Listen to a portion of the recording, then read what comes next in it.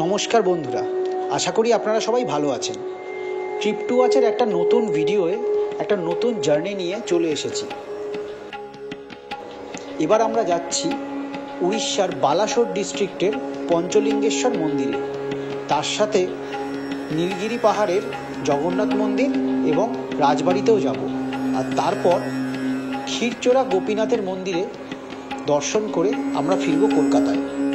খুব সকাল সকাল আমরা রওনা দিয়েছিলাম কলকাতা থেকে পঞ্চলিঙ্গেশ্বর মন্দিরের দূরত্ব প্রায় 280 কিলোমিটার। আমাদের উদ্দেশ্য ছিল যতটা তাড়াতাড়ি সম্ভব সকালে পৌঁছে শিব ঠাকুরের মাথায় জল ঢালার। বৃষ্টি ভেজা সকালে ন্যাশনাল হাইওয়ে দিয়ে আমরা এগিয়ে চললাম উড়িষ্যা বর্ডারের দিকে। Hello everyone, welcome back to another video of trip to watch. আর আমি বেরিয়ে পড়েছি আরেকটা নতুন জার্নিতে। শ্রাবণ মাস, তাই আমরা যাচ্ছি এখন পঞ্চলিঙ্গেশ্বর মন্দিরে। আর আজকে সেকেন্ড সোমবার শ্রাবণ মাসে। এখন সময় মোটামুটি 5:30, আর আমরা সকালে শুরু করেছি জার্নি 5টার সময়। এখান থেকে প্রায় 250 কিলোমিটারের ওপরে রাস্তা। এবার কিন্তু আমি একাই যাচ্ছি না, আমার সাথে অনেকেই আছে। অর্পণ আছে, প্রণয় আছে, সুজয় আছে, আর সায়ন আছে। আর অ্যাজ ইউজুয়াল মহেশ কাকু ব্যস্ত গাড়ি চালাতে। যাই হোক, রাস্তা মোটামুটি অনেকটাই আছে, আর যেতে প্রায় 5.5 ঘন্টা সময় লাগবে। আশা করছি মোটামুটি 11টার সময় পৌঁছে যাব। তো পৌঁছে তারপর ওখানে দেখাবো যে জায়গাটা কীরকম। আশেপাশে অনেকগুলো মন্দির আছে, রাজবাড়ি আছে, ঘোরার জন্য অনেক প্ল্যান আছে, সব বলবো। বাট তার আগে যদি আপনারা আমার চ্যানেলে নতুন এসে থাকেন তাহলে চ্যানেলটা তাড়াতাড়ি সাবস্ক্রাইব করে দিন। আর ভিডিওটা যদি ভালো লাগে তাহলে লাইক করতে ভুলবেন না। তো চলুন যাওয়া যাক পঞ্চলিঙ্গেশ্বর।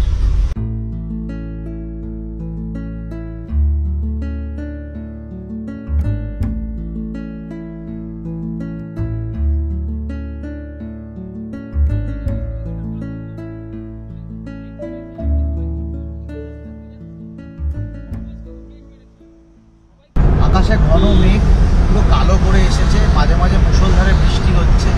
দারুণ ওয়েদার। এরকম ওয়েদারে কিন্তু রোড ট্রিপ করতে আলাদাই মজা।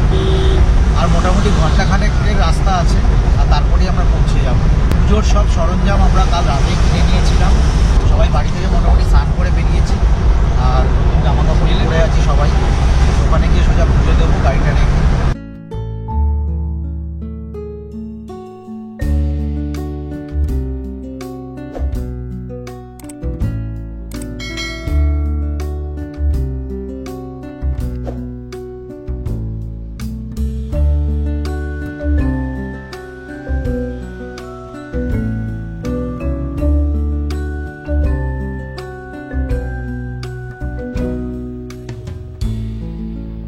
ন্যাশনাল হাইওয়ে 16 থেকে বালাসোর থেকে আরও এগিয়ে এসে বালাসোর ইঞ্জিনিয়ারিং কলেজের ঠিক ডান দিক থেকে ঢুকে যাওয়া রাস্তা ধরে আমাদের পৌঁছাতে হবে নীলগিরি পর্বতের কাছে। তার পাশেই রয়েছে পঞ্চলিঙ্গেশ্বর মন্দির, আর পঞ্চলিঙ্গেশ্বর মন্দিরের ঠিক পাশে রয়েছে নীলগিরি পাহাড়ের রাজবাড়ি, আর তার সাথে লাগোয়া মন্দির। আমরা সেখানেও যাব, তবে আগে পঞ্চলিঙ্গেশ্বর মন্দিরে গিয়ে পুজো দেব। আর মোটামুটি 15 কিলোমিটার রাস্তা বাকি আমাদের পৌঁছাতে। 25 মিনিট মতো সময় লাগবে। তবে পঞ্চলিঙ্গেশ্বর মন্দির পৌঁছানোর আগে তার যে ভিউটা, চারিপাশে পাহাড় দিয়ে যে ঘেরা রয়েছে, মেঘে ঢাকা পাহাড়, সেটা কিন্তু অসাধারণ লাগে দেখতে।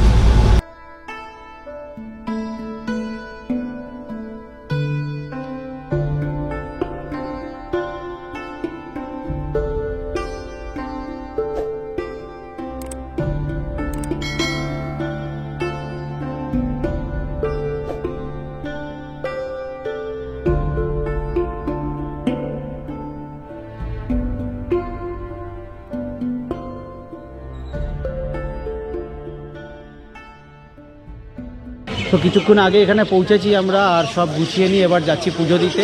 এখান থেকে হেঁটে যেতে হবে পাহাড়ের ওপর, আর তারপর সেখানে গিয়ে হয়তো একটু লাইন আছে, সেখানে পুজো দিতে হবে। কিন্তু যাওয়ার সময় কিন্তু বাদিকে একটা বিশাল বড় ঝর্ণা আছে, আর সেটা কিন্তু দেখতে অসাধারণ লাগে। এখানে সব রেডি, আর জিনিসপত্র তো আমরা পুজোর সব কিনে এনেছি। তো এটা হচ্ছে পার্কিং। আপনি যদি গাড়ি নিয়ে আসেন তাহলে এখানে পার্ক করতে পারেন, যথেষ্ট বড় আছে। 35 টাকা আমাদের পার্কিং চার্জ লেগেছে। আর যদি টোটো অথবা রিজার্ভ অটো নিয়েও আসেন তাও এখানে পার্ক করা আছে, দেখতে পাচ্ছেন, এখানেই রাখতে পারবেন। এখান থেকে জাস্ট 10 মিনিটের হাঁটা, তারপরে সিঁড়ি শুরু হবে পাহাড়ে ওঠার জন্য।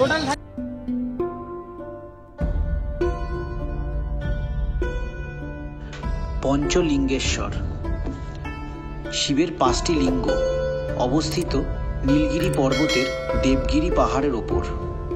পাহাড়ের ভেতর অবস্থান করছে শিবের এই 5টি লিঙ্গ: মণিনাগেশ্বর, বাঙ্গেশ্বর, গৌরাগড়েশ্বর, বানেশ্বর এবং খেজুরেশ্বর। এই 5টি লিঙ্গর ওপর দিয়ে অনবরত বয়ে চলেছে ঝর্ণার জল।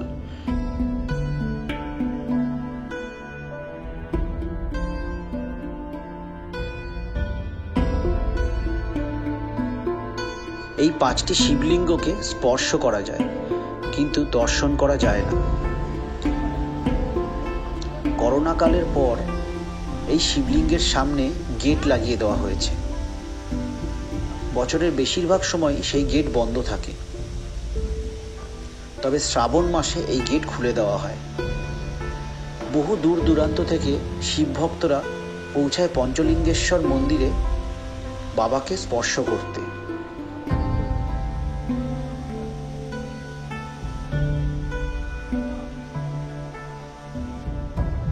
বালেশ্বর থেকে মাত্র 30 কিলোমিটার আর নীলগিরি জগন্নাথ মন্দির থেকে মাত্র 10 কিলোমিটারের দূরত্বে অবস্থিত এই পঞ্চলিঙ্গেশ্বর মন্দির। মন্দিরে উঠতে গেলে আপনাকে পেরোতে হবে প্রায় 250টা সিঁড়ি, আর সেই সিঁড়ি দিয়ে ওপরে ওঠার সময় দেখা যায় অপরূপ প্রাকৃতিক সৌন্দর্য। এক পাশ দিয়ে বয়ে গেছে ঝর্ণার জল, আর অপর পাশ রয়েছে সবুজে ঢাকা। সেই 250 সিঁড়ি পেরিয়েই আমরা পৌঁছে গেলাম মন্দিরে।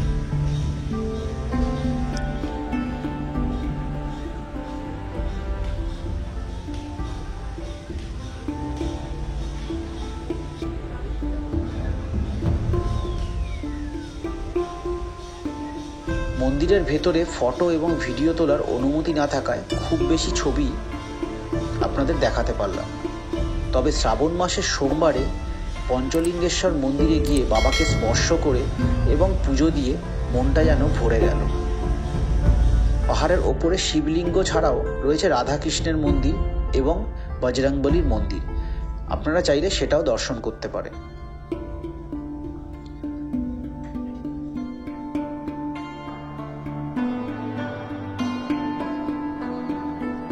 শিবলিঙ্গকে স্পর্শ করে এবং পুজো দিয়ে আমরা রওনা হলাম নীলগিরি পাহাড়ের পাশে অবস্থিত নীলগিরি জগন্নাথ মন্দিরের উদ্দেশ্যে।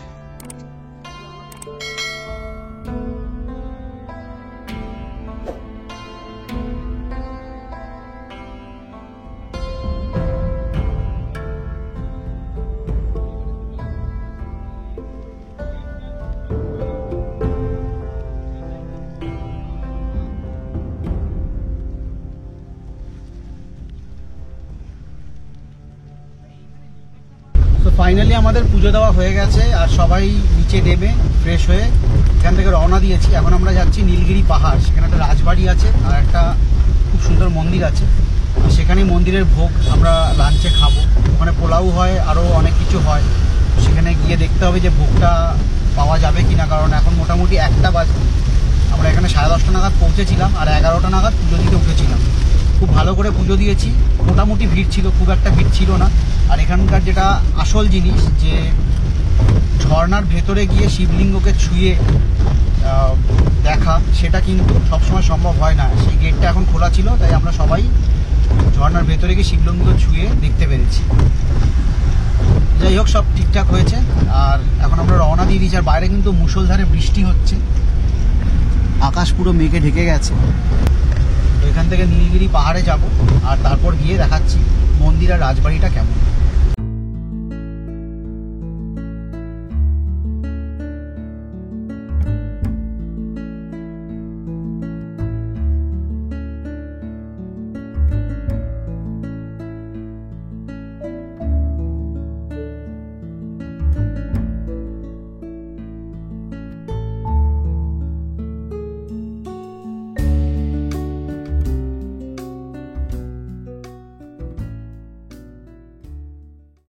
তো আমরা সবে নীলগিরি রাজবাড়ির সামনে এসে পৌঁছেছি। আর এখানে একটা জগন্নাথ মন্দির আছে, মন্দিরটা খুব সুন্দর, কিন্তু মন্দিরের ভেতরে জানি না ক্যামেরা অ্যালাউড কিনা। তো এখানে আমাদের গাড়ি পার্ক করেছি আর এখন জগন্নাথ মন্দিরে যাব। তারপর এইটা হচ্ছে রাজবাড়ি, নীলগিরি রাজবাড়ি এটা, আর তার পাশে হচ্ছে নীলগিরি পাহাড়। তো আগে জগন্নাথ মন্দিরটা ঘুরে এসে তারপর আমরা রাজবাড়ি যাচ্ছি।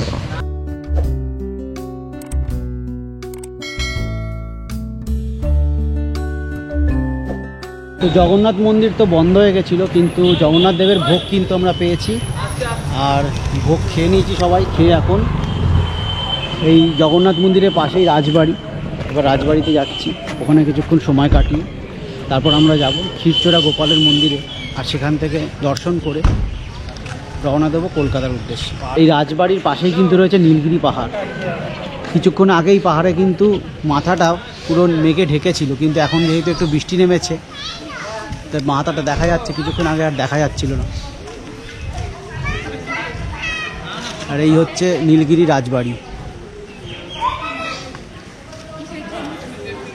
1797 সালে ময়ূরভঞ্জের রাজা কৃষ্ণচন্দ্র মার্তরাজ হরিচন্দন তৈরি করেছিলেন এই নীলগিরি রাজবাড়ি।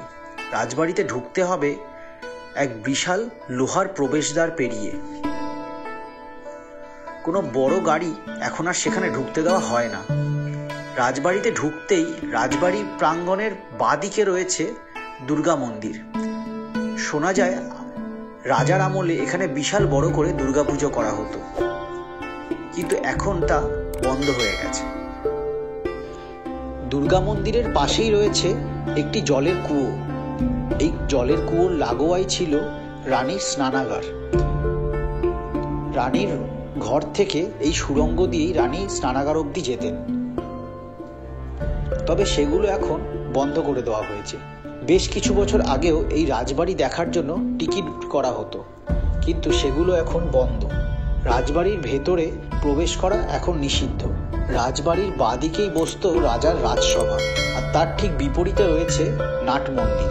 বলা হয় বিভিন্ন জায়গা থেকে সঙ্গীত শিল্পী এবং নাট্যশিল্পীরা আসতেন এখানে প্রদর্শন করতে, আর রাজসভার ওপরের সেই জায়গায় বসে রাজা এবং রানী সেই উৎসব দেখতেন। তবে এখন আর সেগুলো আগের মতন নেই। নাট মন্দির এবং সেই রাজসভা সবই নষ্ট হয়ে গেছে, তবে রাজবাড়িটা এখনো অক্ষত রয়েছে। এই রাজবাড়ি দেখাশোনার দায়িত্ব এখন উড়িষ্যা সরকারের হাতে। রাজবাড়িতে আমরা বেশ কিছুক্ষণ সময় কাটালাম এবং তারপর আমরা রওনা দিলাম ক্ষীরচোরা গোপীনাথের মন্দিরের উদ্দেশ্যে।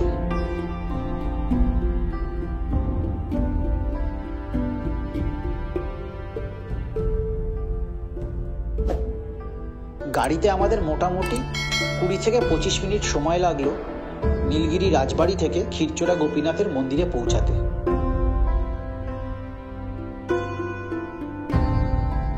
তবে আমরা যখন মন্দিরে পৌঁছেছিলাম তখন মন্দির বন্ধ ছিল।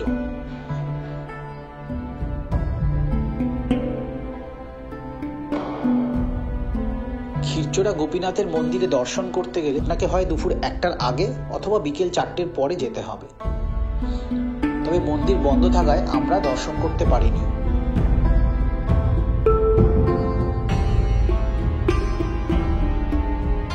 মন্দিরের পাশেই রয়েছে ভোগ নেওয়ার কাউন্টার, সেখানে আপনি প্রসাদ হিসেবে ক্ষীর নিতে পারেন। 25 টাকা, 50 টাকা, 70 টাকা এবং 100 টাকা দামের ক্ষীর পাওয়া যায়।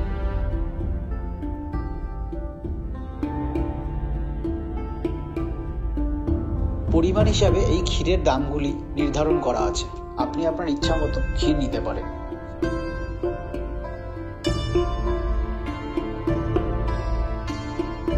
মন্দিরের ঠিক বিপরীতে রয়েছে নাট মন্দির। সেই নাট মন্দিরের ভেতরটা অদ্ভুত সুন্দরভাবে সাজানো। সেই নাট মন্দিরের দেওয়ালে আঁকা রয়েছে বিভিন্ন ধরনের ছবি।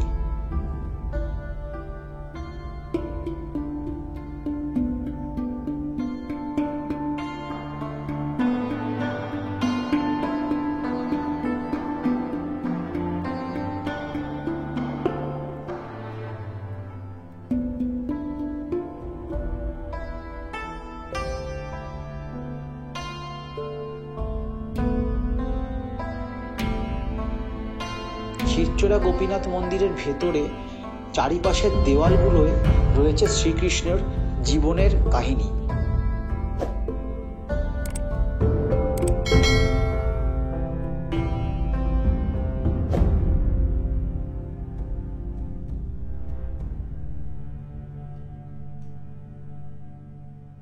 হাতে সময় কম থাকায় আমাদের আর মন্দিরে দর্শন করা হয়নি, তবে আমরা ভোগের ক্ষীর কিনে আর বেশ কিছুক্ষণ সময় মন্দিরের ভেতর কাটিয়ে তারপর অবশেষে রওনা দিলাম কলকাতার উদ্দেশ্যে। সারাদিন বৃষ্টি হওয়ার পর বিকেলের দিকে মোটামুটি আকাশ পরিষ্কার হয়েছে।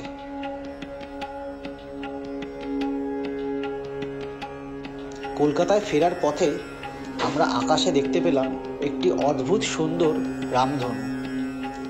সেটা দেখে সবাই অবাক হয়ে গাড়ি থেকে নেমে পড়লাম এবং বেশ কিছুক্ষণ সেখানে গাড়ি দাঁড় করিয়ে আমরা সেই প্রাকৃতিক সৌন্দর্য উপভোগ করলাম, আর তারপর আবার রওনা দিলাম কলকাতার উদ্দেশ্যে। আশা করি ভিডিওটা আপনাদের ভালো লেগেছে।